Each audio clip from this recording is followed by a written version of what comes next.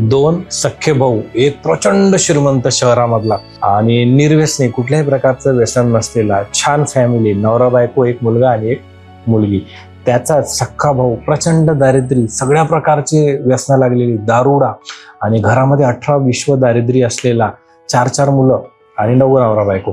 तर जेव्हा पत्रकारांनी विचारलं की या दोघांमध्ये एवढा मोठा फरक कसा काय, तर आधी ते श्रीमंत माणसाकडे विचारला गेले. त्याला विचारलं की तू एवढा श्रीमंत कसा काय झाला.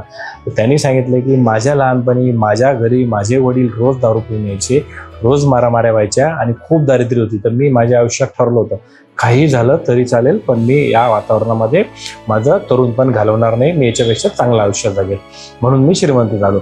मग सेम पत्रकार त्या गरीबाला विचारायला गेला, का रे तुझा भाऊ एवढा श्रीमंत आणि तू असा कसा काय. त्यांनी सांगितलं की माझ्या लहानपणी माझे आई वडील रोज भांडणं करायचे, माझे वडील दारू पिऊन यायचे, आम्ही 4-4, 5-5 बहीण भाऊ, एकदम दारिद्र्य होती. तर माझ्याकडनं तुम्ही दुसऱ्या अपेक्षा कशा ठेवू शकता, कारण मला जसं वातावरण मिळालं तसाच मी घडलो.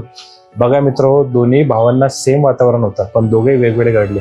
ही माझी स्टोरी नाही, मी लहान असताना कुठल्या तरी एका पुस्तकात वाचलेली ही स्टोरी आहे, पण मला प्रचंड आवडली होती.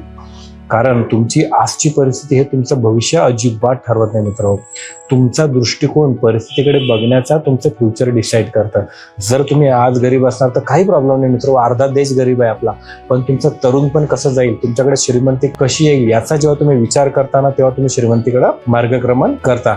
बाकी मला कमेंट करून नक्की सांगा, तुम्ही पण असे बघितलेले आहेत का लोक की ज्यांची परिस्थिती गरिबीची होती नंतर ते खूप श्रीमंत झाले, किंवा ज्यांची परिस्थिती कालही गरिबीची होती आणि आजही गरिबीचीच आहे.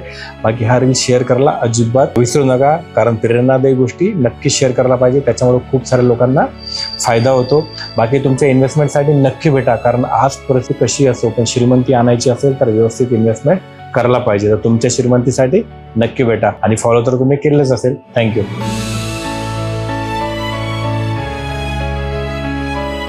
Mutual fund investments are subject to market risks. Read all scheme related documents carefully.